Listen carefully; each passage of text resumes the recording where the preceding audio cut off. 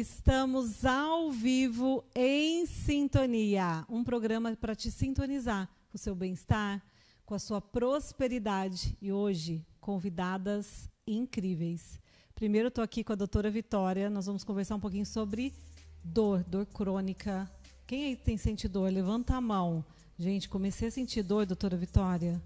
E ela vai me dar um help. E vai até ensinar um pouquinho, né, doutora Vitória? Por que eu comecei a ter essas dores agora? Sim, a gente já até tem uma consulta marcada, né? Sim. Vai passar uma visita lá no consultório. Mas eu quero fazer uma homenagem agora, gente, para nossa parceira Crochê Kelly, que hoje é aniversário dela. E Kelly, já mandaram um presente para você aqui. Sabe quem mandou presente para você? A Queijaria Vó Finha. Olha, tá delicioso, Kelly. Você vem buscar logo esse presente, porque senão, parabéns, Kelly. Toda luz para você na tua vida. E quem quiser conhecer os produtos da Queijaria Vó Finha, é lá na Rua Virgem, próxima à Cassiopeia. Vai lá, o atendimento, ó, incrível. Vai tomar um cafezinho, comer um pãozinho lá, que olha, sensacional. Kelly, vem buscar seu presente aqui de aniversário. Parabéns. E antes da gente bater esse papo com a doutora Vitória, eu quero trazer aqui os nossos parceiros do Em Sintonia.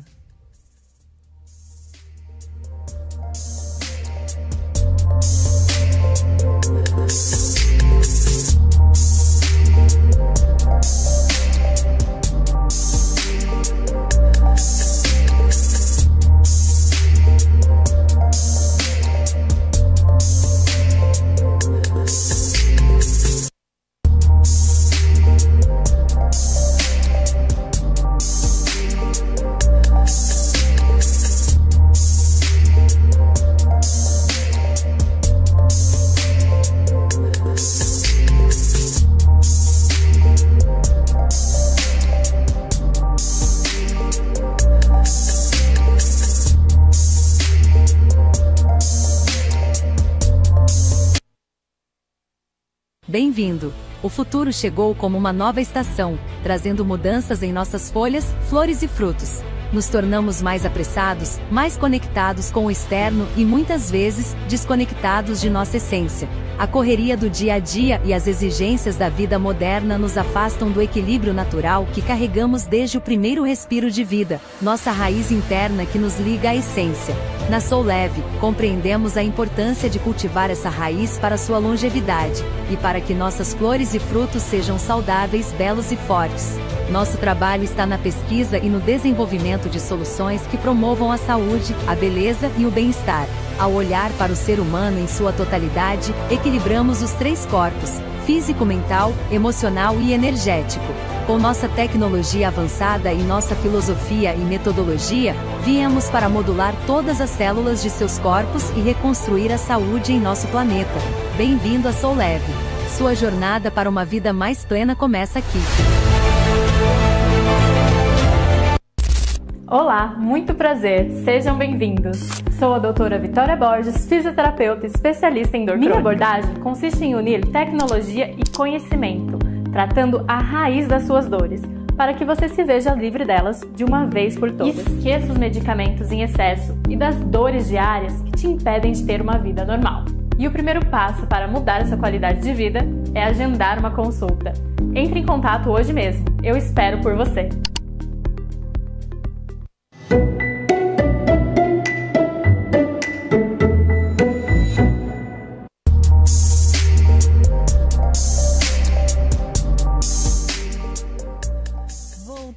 Estamos ao vivo aqui em Sintonia.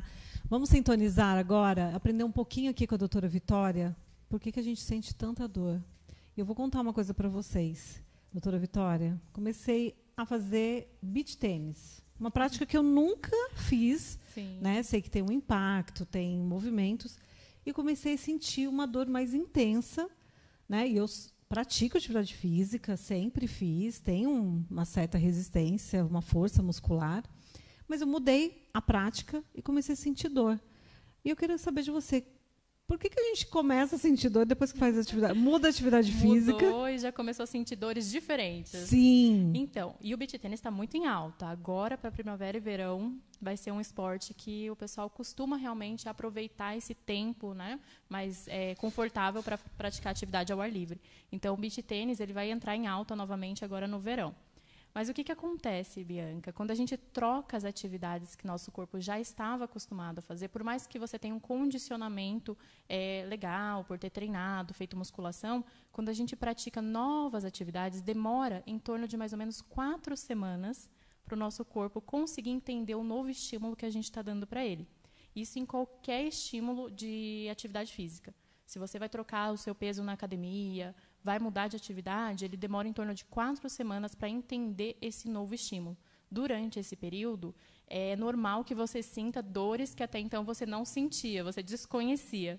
A partir desse momento, se após 4 semanas você continuar sentindo essas dores, aí é legal buscar um fisioterapeuta.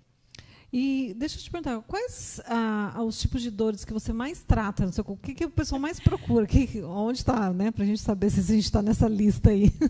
Então, Bianca, no consultório, quando o paciente chega para mim, só existe um tipo de dor para ele, o tipo de dor dele, a dor que ele está sentindo. Mas conforme a gente vai conversando e eu vou explicando, eu consigo mostrar para ele que existem mecanismos de dor.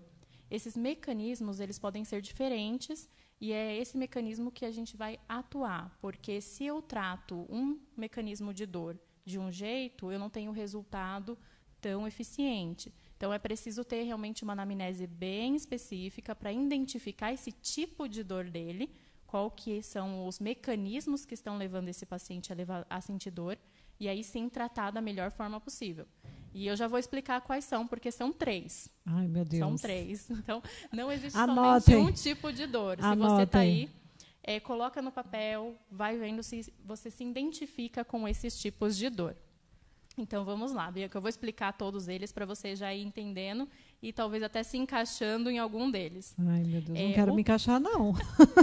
Então, como você começou o beach tênis agora, pode ser que o seu corpo ainda esteja nesse período de 4 semanas. Isso pode variar de acordo também com a idade, outros fatores, né? Se já tiver alguma eu acho que eu estou na coisinha. idade e outros fatores, pelo jeito aqui. E por isso que é importante a questão de um profissional também da área da saúde estar acompanhando essa mudança. Sim. Então, às vezes eu recebo muito atleta que fala assim, nossa, Vitória, eu faço musculação, eu faço natação, corro todo dia, mas agora eu comecei a fazer crossfit. E aí o crossfit, que eu achei que ia ser super tranquilo para mim, começou a me causar dor. Então, é importante ter alguém... E pode causar lesão. E pode causar lesão. Então, essas mudanças de esporte, elas precisam ser acompanhadas com um profissional, tanto da fisioterapia quanto da educação física, para ter as melhores orientações para que você consiga praticar sem risco de se lesionar. Então, o ideal, principalmente quem está começando a fazer atividade física, é buscar um profissional adequado para a gente ver, está alinhado, você tem que ter uma certa postura, fortalecer mais abdômen antes de começar o crossfit ou outra atividade física. Talvez eu precise ter ali, como que eu senti todo o meu lado direito, tanto o joelho quanto o cotovelo, talvez eu não estou trazendo atenção para algum ponto ali, um movimento, uma técnica que eu não estou sabendo fazer corretamente, que está machucando e que pode levar a lesão, certo? Sim. E dentro da minha abordagem integrativa, a gente vê essa questão também. Você está sentindo mais dor de um lado só do que do outro? Como que está relacionado essas suas dores? Então, dentro da minha abordagem, eu vejo você como um todo. Então, por mais que você fale que a sua dor está de um lado muito específico, eu vou olhar você por completo para saber se não há desequilíbrios em outras estruturas que podem estar gerando essa sua dor específica. Até mesmo emocional? Até mesmo emocional. E qual que é a diferença da sua linha, né, de integrativa para uma tradicional? Né? Porque a gente, às vezes, vai buscar 10 sessões de fisioterapia, igual o médico, às vezes, prescreve, dependendo da lesão. Se eu fosse agora talvez no ortopedista, ele falar, Bianca, vai fazer 10 sessões de fisioterapia tradicional. Mas aí eu decido buscar uma fisioterapia integrativa, que vai trazer um outro olhar. Eu, como terapeuta integrativa, já tenho esse olhar, eu já me atentei para o lado direito. Entendedores entenderão. Só quem é da integrativa. Só quem é da integrativa vai entender. Sim. Então, assim, aí eu trouxe esse olhar, eu entendi, falei, eu vou buscar uma abordagem. Qual que é a diferença da sua abordagem integrativa da tradicional? Então, a abordagem tradicional, convencional, ela fica um pouco limitada em relação aos procedimentos e intervenções que nós podemos fazer. Já dentro da abordagem integrativa, como eu falei, eu olho você como um todo. Eu consigo trazer outras técnicas incrementadas para conseguir auxiliar com as convencionais, que seriam seguindo ali os embasamentos científicos mais atualizados que nós temos dentro, né, da parte ocidental. Como eu também sou acupunturista, a gente traz um pouquinho do Ocidente, trazendo aquela visão de que o todo realmente ele tem um equilíbrio. A gente precisa manter um equilíbrio do organismo, mas também com um equilíbrio energético que influencia o nosso emocional. Então, todos esses aspectos eles são abordados dentro da integrativa. E a gente não fica somente na parte estrutural. E falando, né, você trouxe essa parte do emocional, do mental, né, qual que é a influência do paciente, né, nesse sentido, né, pode influenciar o tratamento de dor? Os meus pacientes, Bianca, quando eles chegam no consultório, eles são pacientes, muitas vezes, de dores de longo prazo, coisa de 20, 15 anos. Então, imagina como essa dor já influenciou em comportamentos, na parte emocional, na parte social, né, na vida social dessa pessoa, e até mesmo como ela lida internamente sem expressar essa dor, tentando tratar disso de uma forma mais interna. Então, isso influencia muito. Então, o paciente, quando ele chega, eu faço todo um processo de educação de dor com ele. Eu explico essa questão dos mecanismos da dor, que a gente já vai falar logo, logo. Como eles podem estar atuando. Eu pergunto se essa pessoa está fazendo um acompanhamento, qual outro suporte, né, que ela tem de um trabalho multidisciplinar. Porque, muitas vezes, o meu trabalho dentro do consultório, ele vai ser, sim, de um suporte emocional, voltado para a questão do movimento, porque o intuito é sempre reabilitar essa pessoa, né, para ter uma vida mais saudável, uma vida mais tranquila, mas também trazendo aí a consciência para outros aspectos. O aspecto, principalmente, de como ter um enfrentamento dessa dor, né, saber quando realmente estar aí conversando com um psicólogo, às vezes fazendo um autoacompanhamento com um psiquiatra, que muitas vezes é necessário em alguns pontos do tratamento. Tá? Então, assim, isso influencia muito. O paciente, às vezes, que tem um mau enfrentamento da dor, ele acaba estendendo um pouco mais o processo de recuperação. E aí, as outras técnicas integrativas, elas trazem esse suporte emocional também dentro do consultório. Então, ela ajuda a complementar um trabalho com o médico, sim, né, em relação ao que você o que o médico, de repente, lá trouxe, você vai complementar dentro da integrativa, isso, correto? Sim. E muitas vezes, Bianca, o médico ele não consegue, ali por questão de tempo, às vezes de agenda, sentar com esse paciente e explicar realmente o diagnóstico dele vai influenciar na vida dessa pessoa, né? Como isso vai mudar, o que ele pode ou não pode fazer. Então, a pessoa sai com um diagnóstico, muitas vezes tem muita orientação, e ela acha que aquilo ali é realmente o fim do mundo, ela vai ter que conviver com aquilo para o resto da vida. Eu falo que diagnóstico não é sentença final, né? A gente tem uma vírgula onde a gente começa a construir uma nova história em cima de um diagnóstico. E, através disso, a gente vai criando histórias positivas. Você trouxe, né, quando uma pessoa gera uma dor crônica, ou está há muitos anos, 15, 20 anos, vai te procurar. Eu já estou aqui, 4 semanas de beach de tênis e já estou buscando a doutora Vitória. Sim. Porque eu tenho esse olhar, né, de, tem alguma coisa errada, não é comum essa dor. Então, preciso olhar rapidamente. E, às vezes, a pessoa vai levando. Aí, de repente, ela para de fazer, ou ela vai, vou fazer só caminhada mesmo, tá bom, aí não fortalece, não, né, esquece. Ou ela vai buscar medicamentos. Esse é o pior. Esse é o pior, Bianca, porque quando a pessoa ela começa só a utilização dos medicamentos analgésicos, anti-inflamatórios, e acredita que aquilo ali é só um processo inflamatório, tá? Se eu tomar o remédio vai parar, aí eu posso voltar à atividade, daqui a pouco começa o remédio de novo. Isso vai criando uma cronicidade por conta daquela questão.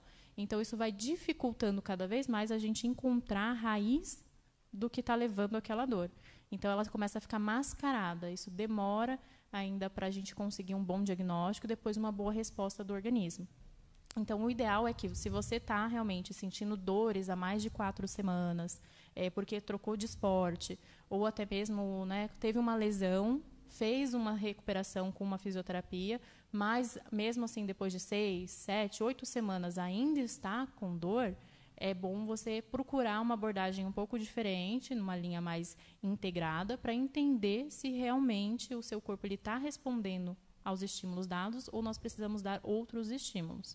Então, porque pode estar relacionado a uma parte emocional. Sim, sim. Pode ser algum resquício ali de uma questão emocional que ficou, né? Porque gera um trauma. Eu falo, qualquer lesão, ela é um trauma para o organismo fisiológico, como um trauma para a pessoa, como um trauma pessoal, como um trauma emocional. Então, é preciso que seja tratado esses 2 traumas para que a pessoa consiga aí voltar às atividades sem receio nenhum. E o organismo dela também recuperado 100%. Eu já vi muita gente falar que vai fazer fisioterapia, e até esses tempos atrás, nos meus atendimentos, pessoas fazendo fisioterapia, e eu falo, e aí, você obteve resultado? E eu entendendo a parte emocional que aquela pessoa traz em relação àquela dor do joelho esquerdo, do joelho direito, do ombro, enfim. E aí ela fala assim, eu chego lá, é só choquinho. E aí eu fico deitada, só levo choquinho. No começo foi legal. Depois não teve resultado, não funcionou, parece que não está dando resultado. Então eu cansei, parei, o médico pediu mais 10, eu falei, eu não vou fazer mais 10 choquinhos, né? Mas aí trazendo o que você comentou, né, da abordagem integrativa, de olhar para o todo, o paciente como um todo, faz diferença do que só ficar levando choquinho ou quente ou frio ou aqueles exercícios que todo mundo já sabe, que, né, já viu em algum vídeo, já fez em algum momento na fisioterapia e já está acostumado. Isso é muito comum também, Bianca. Infelizmente, devido ao nosso sistema também de saúde, a questão, né, de ser alta demanda, muitas vezes, devido a essa falta de uma boa avaliação, dessa identificação do que realmente pode estar levando essa pessoa a ter esse tipo de dor, isso faz com que as abordagens em cima dessa dor seja ineficiente. Ela vai resolver até certo ponto, porque, por exemplo, a questão da eletroterapia, que seria o famoso choquinho da fisioterapia, ele traz ali um processo de analgesia fisiológico por, no máximo, 2 horas. Dependendo ali do quanto tempo você fica, como você coloca, ele dura em torno de 2 horas no seu organismo, aquela sensação de analgesia. Depois ela não funciona mais. Então, a abordagem não está sendo tratar a raiz do problema, está sendo só minimizar a questão dor. Não foi buscado ali a raiz da questão. Então, dentro do consultório, com essa abordagem integrada, a gente consegue fazer uma anamnese mais completa e, através dessa anamnese, direcionar o tratamento para que ele seja eficiente. Sim. Eu quero dar boa tarde aqui para o Francisco, José, para a Kelly.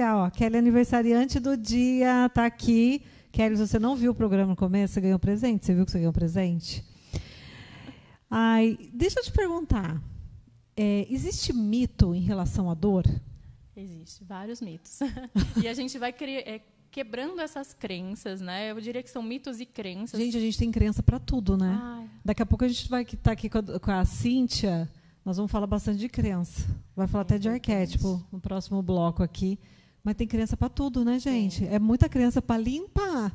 Não, né, muita Cíntia? Coisa. E em relação à crença de dor, Bianca, a gente tem muitas, porque a gente vai crescendo com essa visão que a dor ela é um sentimento ruim, que a gente tem que evitar ao máximo não sentir dor, ou que você sentiu dor, vai tomar um analgésico. Toma um remédio, que alguma coisa não está legal, tem que correr para o médico. E a gente não para observar como que o nosso corpo, o que nós estamos sentindo em relação a essa dor. Então, a dor ela é um processo fisiológico natural.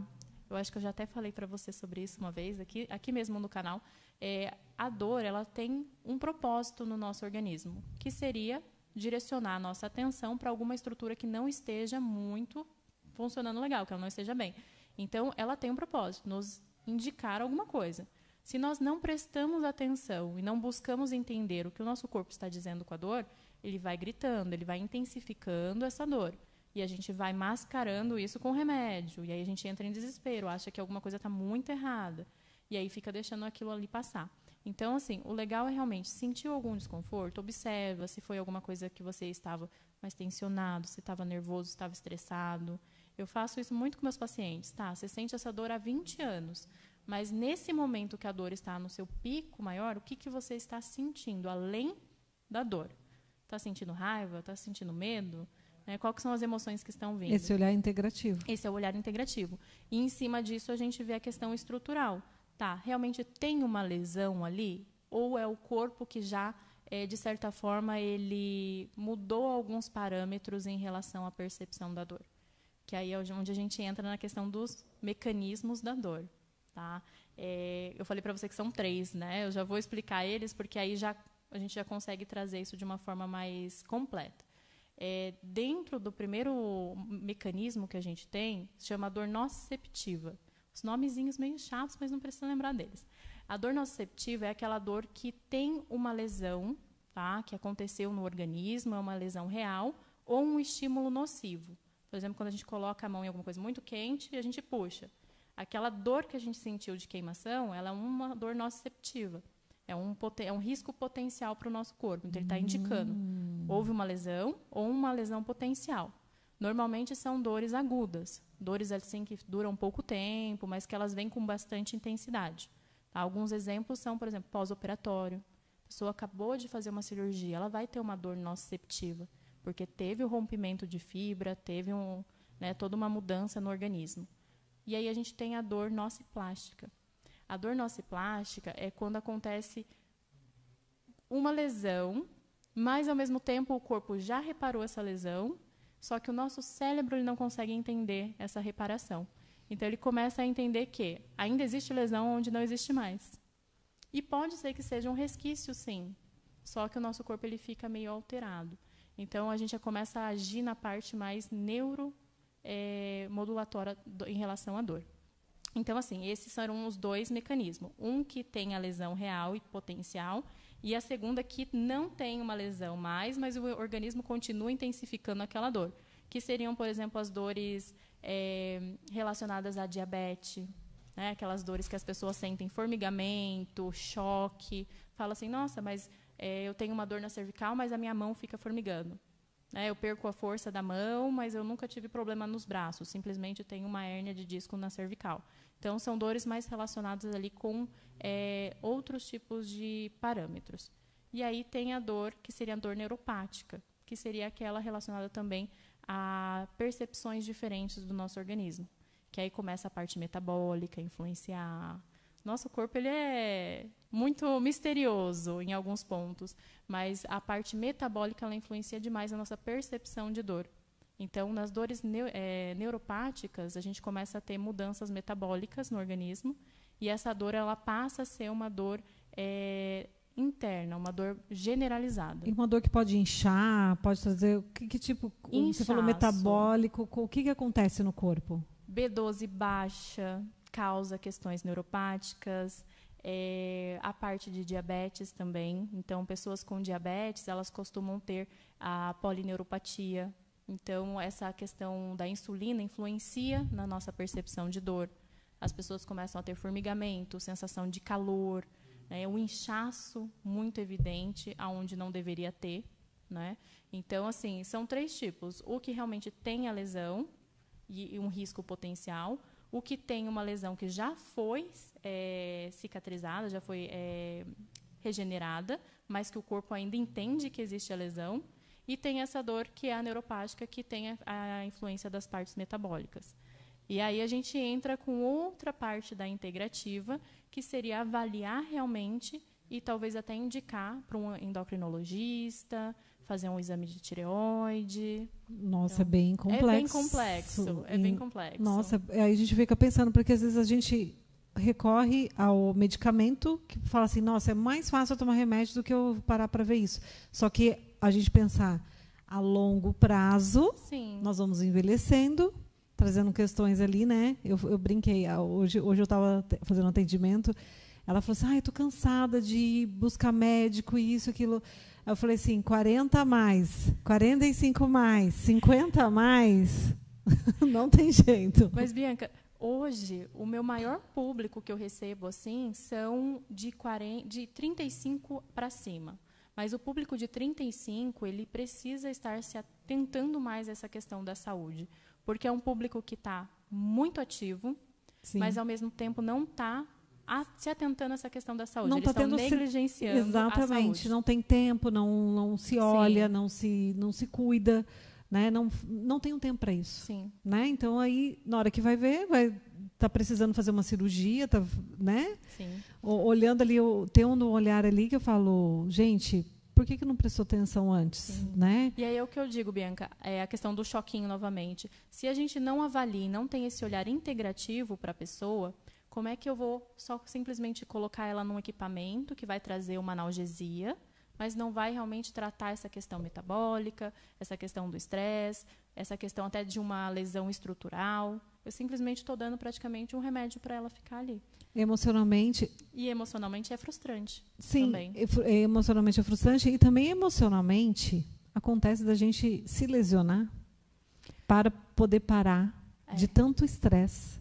É uma inconsciente. É o inconsciente. E até a questão da persistência da dor, quando a gente fala de dores a longo prazo, eu coloco isso muito claro para o meu paciente. Eu faço uma parte, 50% do tratamento, eu auxilio você com os recursos necessários, mas as outras 50% é sua responsabilidade. Você vai ter que se abrir ao tratamento, você vai ter que se abrir a novas propostas que eu vou sugerir para você em relação a alguns tratamentos com psicólogo, um acompanhamento. Porque se ela não está disposta a melhorar daquela dor, alguma coisa a mais tem ali para ela manter essa dor. Esse cuidado com ela, né? E aí é onde entra a questão do fisioterapeuta. Ele tem que entender também que ele não vai resolver a dor da pessoa sozinho. Ele precisa ali estar numa parceria, né? O que a gente fala da aliança terapêutica. Essa aliança terapêutica ela tem que existir para que haja um tratamento eficiente. Quem que deve procurar o seu tratamento? Só quando estou com dor que eu devo te procurar? Não. Como eu falei para você, se você mudou de esporte, você está precisando alinhar algumas coisas. Estou querendo, igual, exemplo do CrossFit eu digo porque é o que mais está em alta. Faço corrida, mas agora eu quero fazer CrossFit. Não sei se eu estou ali preparado 100% ou aquela questão das 4 semanas. Senti ali que 4 semanas ainda meu corpo não está respondendo bem. Buscar um acompanhamento. Hoje eu trato desde atletas que querem melhorar a alta performance e também melhorar o processo de recuperação do corpo, fazer com que isso seja um pouco mais eficiente e rápido, como pessoas realmente de idade, que já têm algumas mudanças estruturais e metabólicas muito importantes, mas que querem manter a sua funcionalidade e também a sua liberdade, né? O movimento, ele é libertador. Então, quando a gente consegue se movimentar da maneira que a gente quer, da maneira que a gente gosta, isso traz também outros prazeres para a vida. E aí a gente mantém aí a funcionalidade. Incrível. Então, busquem a doutora Vitória, nem para fazer uma avaliação. Se eu quiser lá só relaxar, pode? Pode também. Eu trabalho também com uma massagem terapêutica, onde a gente utiliza algumas manobras de shiatsu e massoterapia. Também sou acupunturista, então, se você acha que assim, sua questão é só emocional, nós podemos também estar tratando com a acupuntura. Não preciso só quando eu estiver com dor. Posso tirar só porque eu estou cansada, estressada, querendo um momento ali. Mãe, um momento de autocuidado. Sim. Ai, que delícia. Insônia, ansiedade, estresse, tudo isso. Já quero o pacote completo. Pode ser abordado. Ai. Não, será um prazer receber você. Com certeza. E onde você atende, doutora Vitória? Hoje eu atendo no edifício Eco Tower, fica ali na Nelson Dávila, no número 1837. Para vocês me acharem também nas redes sociais, tem o meu Instagram, doutoravitoriaborges.fisio, e o meu site também, Bianca, que tem bastante informação referente aí aos equipamentos e técnicas que eu utilizo no consultório, que aí seria doutoravitoriaborges.com.br. Deixa eu te perguntar, às vezes pode surgir essa dúvida, você atende convênio? Como que é? Bianca, por eu acreditar nessa questão da individualidade, da humanização dos meus atendimentos, hoje eu trabalho somente no sistema de reembolso com os meus pacientes. Então, dependendo do convênio, a gente consegue sim fazer um relatório da melhor forma possível para que você consiga esse atendimento mais humanizado e individualizado. Perfeito. Doutora Vitória, quero te agradecer e te presentear. Na realidade, quem vai te presentear é a Queijaria Vó Fiinha. Ai, que delícia. Tá lá no satélite. Depois você vai lá prestigiar eles. Com certeza. É um atendimento maravilhoso, você vai gostar. Recebe com todo o amor e carinho pela sua participação aqui com a gente. É sempre um prazer estar aqui. Olha, tem presente, tá vendo, gente? Você acha? Só coisa gostosa.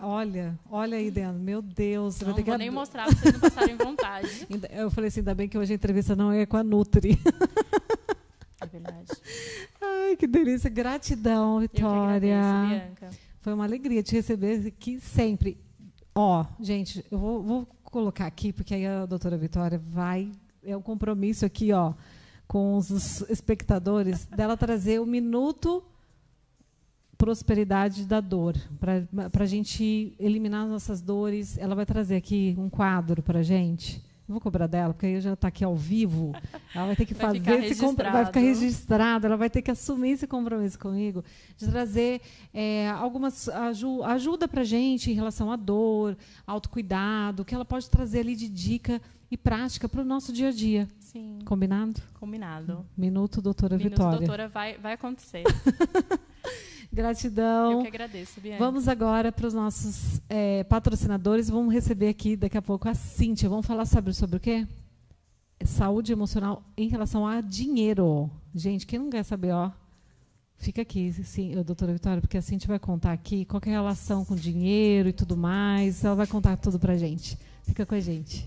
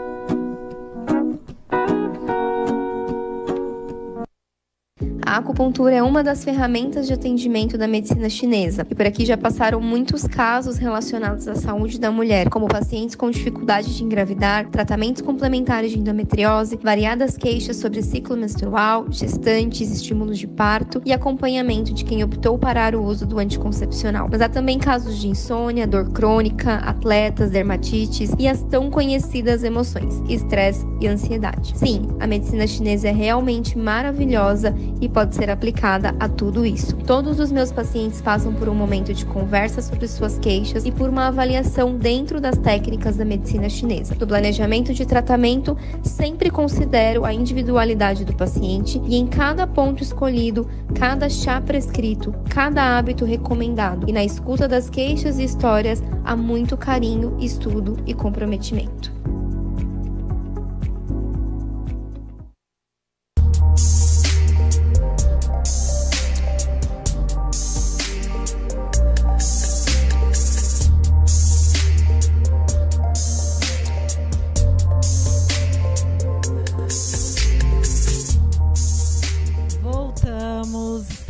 vivo novamente. Já quero dar boa tarde aqui para Marinês.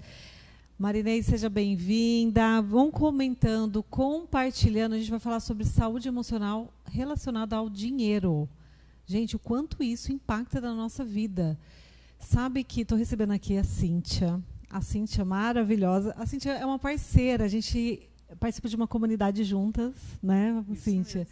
E a gente se conheceu lá e, no fim, uma comunidade abrange o país inteiro, mas estamos recebendo aqui vizinhas. Mora aqui em São José dos Campos, acabamos de nos conhecer.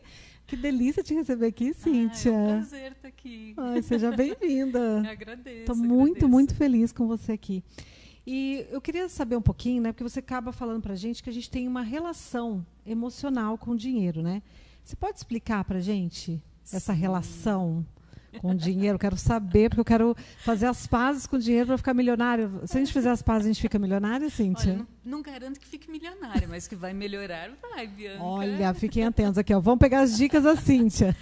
Eu acho bastante interessante que quando eu falo, né, que nós temos uma relação emocional com o dinheiro, muitas vezes a pessoa fala, não tenho. Não, a minha relação não é emocional. Mas aí a gente começa a falar sobre a questão de como nós usamos o dinheiro, como você guarda, como você gasta, se você investe ou não, e a pessoa começa a identificar que sim, ela tem, né? Então, um exemplo bastante comum dessa relação emocional é quando a pessoa associa um valor X, ela tem na mente que quando ela tiver um valor X guardado, ela está segura. Então, ela fala assim, olha, quando eu tiver, não sei, 50 mil, 100 mil, 200 mil, vai variar de pessoa para pessoa. Então, ela fala, quando eu tiver esse valor disponível, guardado em alguma conta, aí eu estou bem, aí eu estou tranquila. Então, assim, a motivação dessa ideia é uma motivação do medo. Então, ela associa esse valor com a segurança. Então, a emoção subjacente é a do medo. E qual é o interessante, né? Que só um exemplo. Quando a pessoa atinge esse valor, aí o medo muda, porque ela fala, e agora, e se eu perco? Então, se era 50, passa a ser 70. Então, não, eu preciso de mais um pouco, e mais um pouco. Então, essa emoção subjacente do medo, ela continua existindo, mesmo que a pessoa atinja aquele sonhado valor que tem na mente dela. Sabe, você falando isso, já até quero convidar vocês a seguirem o meu perfil, @bianca.giovanelli, no Instagram, porque lá eu falo sobre uma rotina da prosperidade. E justamente para a gente fazer as pazes com esse, né, e trazer o equilíbrio do medo. Porque o medo, ele interfere. Então, eu trago uma prática energética, terapêutica, de mudança de mentalidade para ajudar a melhorar. Vai lá conhecer um pouquinho, @bianca.giovanelli. Já vou fazer meu marketing aqui, mas é porque é uma questão emocional importante, porque eu vi isso dentro da minha casa, essas mudanças comigo, com meu marido. A gente mudou a nossa relação com o dinheiro. Isso é fantástico. Claro, a gente tem muito a aprender, muita camada, igual a doutora Vitória falou, a gente tem muita crença, muita coisa para limpar, muita coisa para trabalhar. Mas cada vez que a gente tem esse autoconhecimento, vai fazendo diferença na nossa vida, né? Não, totalmente, né? E toda essa história emocional começou lá atrás, começou na infância. É isso que eu ia te perguntar, da infância. Me fala um pouquinho. Né? Porque a maneira como nós vivenciamos os nossos pais, os nossos cuidadores, lidarem com o dinheiro no dia a dia. Então, por exemplo, eu sou da época, Bianca, da inflação. Lembra aquela época que você ia um dia no mercado, você ia de manhã, era um preço. Meu pai fazia isso. De tarde era outro preço, de noite era outro. Então, eu lembro, por exemplo, que... Fazia estoques, né? Então, quando meu pai recebia o dinheiro, o que ele fazia? Ele e minha mãe, eles iam para o mercado comprar aquela compra do mês, porque eles sabiam que aquele dinheiro ia desvalorizar. Então, um aprendizado que nós, olhando aquilo, acabamos tirando, nós como criança, porque nós não temos... Sem entender, né? Nós não temos aquele filtro do racional, entender o que está acontecendo. Não, é totalmente emocional. Então, essa criança cresce entendendo assim, se você tem o dinheiro, gaste. Se você tem dinheiro, use, porque ele vai desaparecer. E aí a pessoa passa o resto da vida tendo uma dificuldade imensa de fazer um pé de meia, né? O famoso pé de meia. Eu nem falo uma reserva para um momento de necessidade, porque também trabalho emocional. Mas essa pessoa entendeu assim, ó, eu tenho dinheiro, eu tenho que gastar. E ela não consegue economizar. Ela não consegue fazer essa poupança. Justamente porque ela vivenciou isso na infância? Né? Então, o que ela via? Se tem dinheiro, usa logo, porque ele vai desaparecer a qualquer momento. Então, é uma interpretação, uma linguagem emocional. Está guardada ali no meu subconsciente que esse é meu padrão de comportamento em relação ao dinheiro. E como que a gente arruma isso? Então, o interessante é primeiro entender, né? Identificar que tem, porque esse é o lado curioso que a pessoa, quando ela fala, não, eu não tenho. E eu gosto de dar um exemplo que até o Warren Buffett ele tem. Né? E é uma pessoa que é bilionária. Então, eu lembro de ter lido uma vez um artigo sobre ele, e ele comentava que a esposa dele, todas as manhãs, deixava o dinheiro para ele, que ele toma café no McDonald's, até hoje. Né? Então, o que ele fazia? Ela deixa 3 montinhos de dinheiro. Um para o lanche mais barato que tem no Mac, um para um lanche intermediário e o outro que seria o lanchinho mais caro. Mas a gente está falando assim, de $2,20, $2,60 e um outro $3. E ele escolhe qual vai ser o café da manhã dele, de acordo com a emoção que ele está sentindo, se ele está se sentindo próspero ou pobre naquele dia. Então, imagina, um exemplo mais forte que esse não tem, né? Porque nós estamos falando de um valor tão pequeno para uma pessoa que é bilionária, mas esse emocional dele, ele fala, não, se hoje eu estou sentindo que eu estou pobre, eu vou pegar o lanchinho mais barato.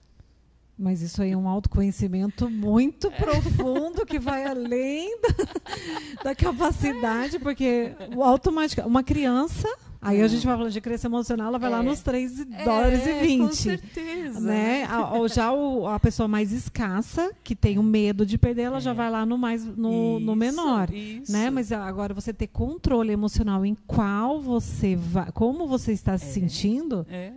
Gente, vamos fazer esse exercício. Já amei, vou praticar isso. Sim, e colocar na rotina da prosperidade, que eu adorei. Não, é ótimo. Né? Então, existem diversas visões que a gente pode ter, né? Diversos comportamentos. Nossa, sensacional. Exatamente. E está relacionado...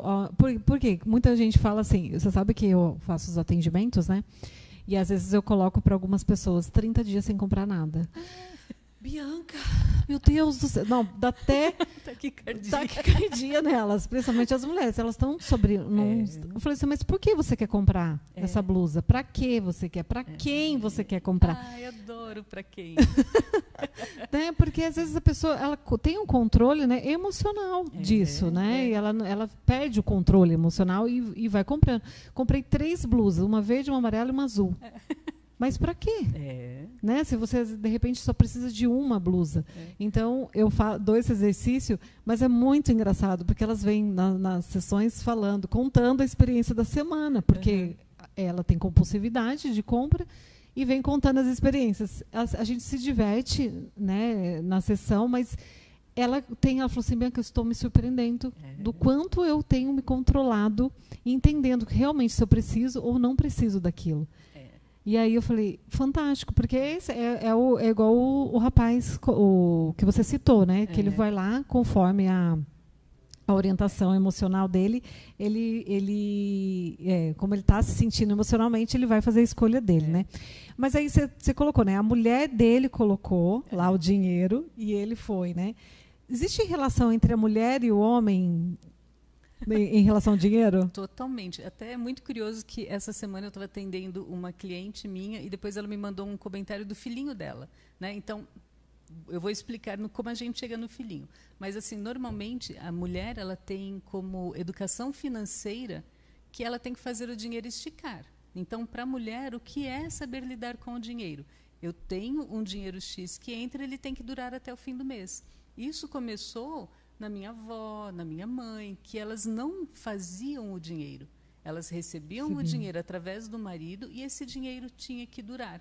Né? Então, é até interessante que no inglês ele fala make ends meet, que é fazer assim, o dinheiro tem que...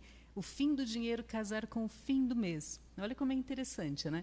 Então, nós aprendemos a esticar. Ele vai durar. E o homem aprendeu que ele tem que fazer e multiplicar. Então, o homem já tem a consciência do investir, de ter uma forma de fazer com que esse dinheiro trabalhe por ele, e a mulher não. E aí entra assim outra camada também bastante emocional, que é a mulher, ela aprende que ela tem que cuidar. né? Então ela cuida da casa, ela cuida do filho, ela cuida da família. Quando ela tem o dinheiro, o que ela faz? Ela cuida. Então ela não guarda para ela. Se ela vir alguém na família que precise, em vez dela fazer o pé de meia dela e primeiro se fortalecer, ela vai usar esse dinheiro para ajudar alguém, e ela acaba sempre sem ter essa reserva, eu chamo de reserva de oportunidade, que é mais interessante, né? Então ela acaba sem ter essa reserva, porque ela sempre espera ajudar. Guardar não pode, ela não aprendeu que podia guardar. E aí, só para complementar do filhinho, né? Foi muito interessante que essa moça que eu atendi, ela falou, olha, é verdade. Então, disse que ela e o marido precisavam de uma nota, uma cédula mesmo de R$20. Eles, poxa, dinheiro, a gente usa tanto dinheiro de papel, de plástico hoje em dia, né? E eles estavam sem o dinheiro físico na carteira. Aí disse que o filhinho pegou uma nota, o cofrinho dele, tirou uma cédula e fez, eu quero troco. Então, o dinheiro está aqui, quero troco. Eu falei, gente, assertividade total, né? Sim. É essa postura mais assertiva com o dinheiro. Nossa, mas a gente tem muitos desafios, né? E a mulher e o homem, eles têm uns desafios diferentes. Você trouxe, né, que o homem tem um pensamento de multiplicar e a mulher dá reserva porque ela quer o cuidar. Né? Mas aí eu quero, antes de perguntar essa diferença, depois você emenda aí, qual a diferença, né, do homem emocional da mulher, né, os desafios, né, que eles enfrentam. Eu queria saber de você, quando a mulher está nesse papel, não, eu vou ajudar minha filha, vou ajudar, né, a tal pessoa, minha irmã e tal, e fica fazendo aquela reserva e vai lá e usa aquele dinheiro para o outro, né, porque ela está é um arquétipo, né? Você vai falar isso também pra gente. Vou. Aí tem são 3 arquétipos. Ela vai falar dos arquétipos. Não, porque eu já queria entrar nesse movimento. Não, se quiser, a gente já engata, porque esse é o arquétipo da mártir. Né? A mártir, ela entende que ela veio para servir e que a melhor maneira dela se posicionar, a melhor maneira dela viver é através dos atos de serviço. Então, ela ajuda. Então, ela vai ajudar os filhos, ela vai ajudar qualquer pessoa na família que precise de dinheiro, mesmo que isso signifique que ela fique vulnerável. Fique sem, ou prejudique ela. Isso. Né? Então, a característica principal desse arquétipo é assim, eu trabalho através da ajuda. E aqui tem um lado que é muito delicado, porque muitas vezes essa pessoa que está... E aí é uma sombra do arquétipo. A pessoa que está na sombra desse arquétipo, às vezes ela ajuda mesmo que o outro não peça, porque é o padrão dela. Então, mesmo que, vamos supor, meu filho não me peça dinheiro, pelo meu padrão de comportamento, eu quero ajudar. Então, eu acabo invadindo um pouco o espaço dele, invadindo a liberdade dele, né, os limites emocionais dele, porque o meu padrão de comportamento é esse da ajuda. Então, essa característica desse arquétipo, dificilmente ela vai conseguir lidar com o dinheiro para fazer com que ele multiplique para ela.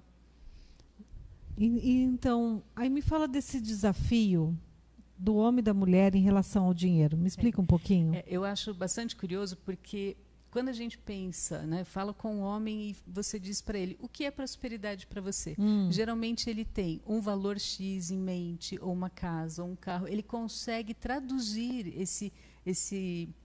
a prosperidade na mente dele através de algo. De material. E aqui eu estou generalizando, mas assim, predominantemente. E a mulher, quando você fala o que é prosperidade para você, então ela pensa, uma melhor condição da alimentação que ela oferece para a família, a escola que ela oferece para o filho, a condição que ela tem de cuidar dos pais que estão mais idosos. Então, a visão da mulher é diferente. Ela continua nesse movimento do cuidar. Né? Então, tanto que o que eu defendo é isso, fortalecer as mulheres para que elas percam o medo, e esse é um desafio da mulher, ela tem medo de olhar para o dinheiro porque ela entende que é complicado, que não é para ela, que ela não consegue lidar. Então, o que ela faz? Posso até trazer mais um arquétipo aqui, que é o arquétipo da inocente. O que ele faz? Ele fala, eu não vou olhar. Eu não quero olhar para o dinheiro porque eu fico estressada, é muito complicado. Então, ela olha ao redor e fala, para quem que eu vou transferir essa responsabilidade? E ela transfere para o outro. Pode ser um companheiro, pode ser um marido, pode ser um sócio, para que ela não lide com o dinheiro que na mente dela é muito complicado. Aí ela vai culpar algo que aconteceu ali naquele momento para não olhar para o dinheiro. E ela fica extremamente vulnerável, Bianca, porque pensa assim, eu já atendi pessoas, por exemplo, empresárias que em algum momento, anos de atuação, em algum momento o marido veio fazer parte da parte financeira da empresa e ele, quando chegou nessa empresa que já estava estabelecida, já estava fortalecida, ele fez, agora o financeiro eu cuido. Né? E isso gerou atritos fortíssimos, né, para que eles identificassem o papel de cada um. Por que você acha que a mulher, muitas vezes, né, a maioria que se endivida, né, ela tem medo de olhar para o dinheiro, de planilhar, de sentar, eu gastei isso, fui na feira, gastei isso, fui no mercado. Por que ela tem medo? Ou até, não estou dizendo nem a mulher, né? Vamos colocar o geral, né? Porque talvez tenha as suas diferenças, mas em geral, por que tem medo de olhar? Então, eu acho que isso está associado a essa crença, né? As crenças que nós formamos, e nesse caso é a crença de que dinheiro é complicado demais para mim, os números são complicados demais para mim. E eu fui essa pessoa. Eu era uma pessoa que eu tinha um medo extremo, e é uma resposta fisiológica. Quando você fala para uma pessoa que tem esse medo, que ela tem que olhar, eu chamo olhar o movimento do dinheiro, como o dinheiro se move na vida dela, ela sente ansiedade, desconforto, é físico. Né? Não é uma questão de não quero ver simplesmente porque eu acho complicado. Não, é fisiológico. Então, nós temos que ir fortalecendo esse movimento para que a mulher deixe de acreditar que é tão complicado.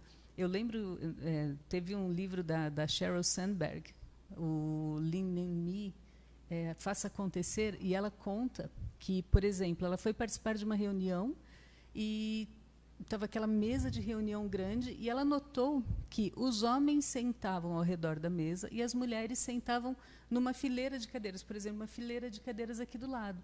E ela chamava e falava, não, vem aqui, vem para a mesa, vem tomar a decisão. E as mulheres escolhiam ficar nesse plano secundário e faziam assim, não, aqui está bom.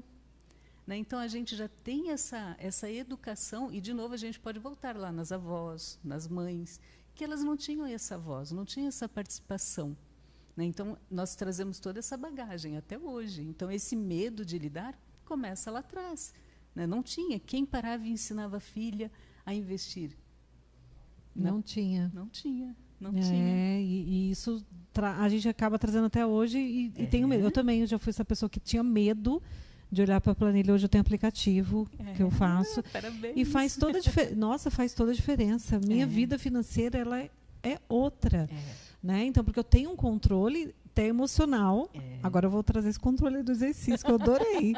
Se eu realmente preciso daquela blusa, aquele sapato, eu vou parar e vou olhar com carinho, porque faz muito sentido, né?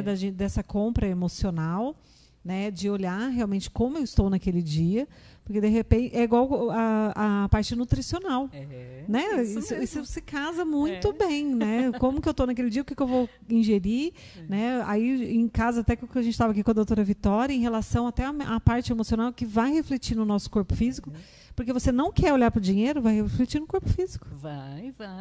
E é interessante que a doutora Vitória falou, né, ela é acupunturista, e a gente estuda que os rins são o órgão do medo. Sim. Né, o órgão do medo. E quando a gente pensa em uma vulnerabilidade financeira, os rins são os primeiros a sentirem. Então, a gente faz o trabalho energético para trazer a força de volta para esses rins por conta desse medo. Esse medo básico, sobrevivência. Sobrevivência. Nossa, e quanto medo a gente gera, né? Desde lá, que a gente veio das nossas ancestrais, carregando tudo isso, né?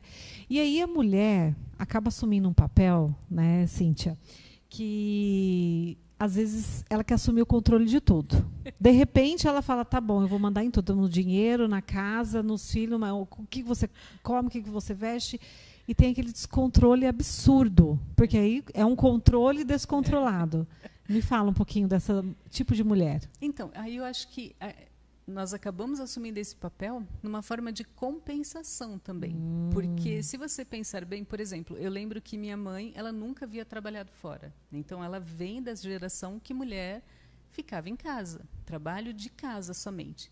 Em um determinado momento, ela quis trabalhar fora, e a percepção do meu pai era quase como se fosse assim, um capricho você ir trabalhar fora. Mesmo na época, a gente precisaria desse dinheiro.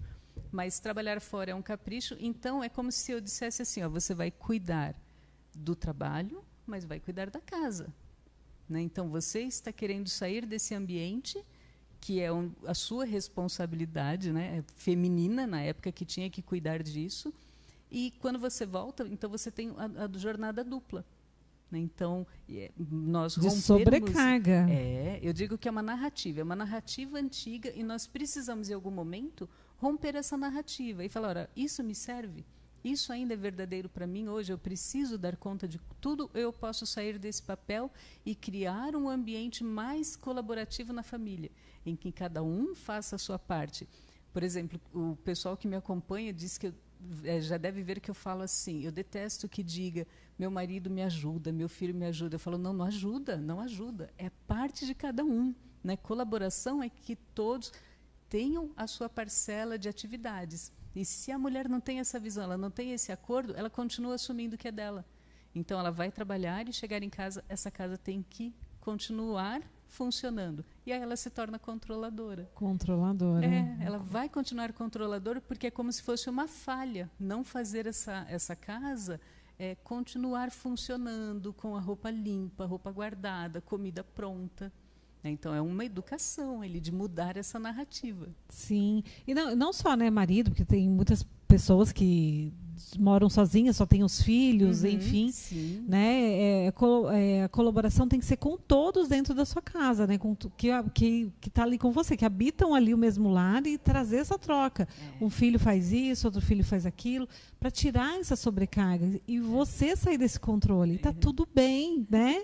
De repente, eu sei porque às vezes eu me pego. Hoje mesmo eu estava falando assim, eu organizei minha casa de manhã e olhei assim e falei, nossa, precisa ajeitar o jardim. Aí eu falei assim, por que eu não posso pedir ajuda? No sentido assim, cada um faz uma parte e cuida aqui. Um vem e cuida desse, o outro cuida disso, outro cuida disso. Porque é gostoso. Porque todo mundo tem compromisso dentro de casa. Né? Mesmo que são crianças que vão para a escola, eles podem fazer o básico ali bem feito para tirar essa sobrecarga da mãe, do pai, de quem mora dentro da casa, para ajudar. Né? Fundamental, sensacional. E é um fortalecimento, né, Bianca? Porque se eu cresço entendendo que eu tenho um papel ativo no funcionamento dessa unidade familiar, quando adulto, eu entendo isso também. Né? Que eu vou continuar participando. Então, a criança já cresce fortalecida. Sim, e é bonito, né? Porque, de repente, eu tenho um filho, né? E se ele casar, tiver a família dele, que ele seja colaborativo, igual lá em casa. Eu falo, um faz isso, outro faz aquilo, já delego, assim, né? Pelo menos para o que cada um pode estar fazendo. Mas, assim, fica gostoso, fica suave, né? Só que a mulher, é difícil a mulher sair do controle, porque ela vai e pega a vassoura. Eu vou fazer aqui, que eu acho que o meu marido vai identificar. Por que você está varrendo com a mão direita e não com a mão esquerda? Eu falo assim. Aí ele falou assim, eu estou varrendo, deixa eu varrer. É o meu jeito. Aquilo porque é um controle. Você quer controlar até o jeito que a pessoa varre a casa. Gente, ele está varrendo a casa. Glória a Deus. E aí você vai lá e critica aquela forma. E, né, acredito que não seja só eu que seja assim, espero. É um perfeccionismo, é um preciosismo, né? Sim. Outro dia meu filho pendurou a roupa no varal, que eu estava em atendimento, ele ouviu que a máquina tocou a musiquinha que tinha terminado e pendurou tudo. Quando eu cheguei na lavanderia, estava assim... Aquele jeito maravilhoso. Aí eu fiz assim, eu falei, não vou corrigir, porque ele fez a parte dele, a colaboração dele. Se eu chegar lá e pedir. Sem pedir, né? Então, não vou, né? Mas eu nem olhei, Bianca. Falei, não, tá bom.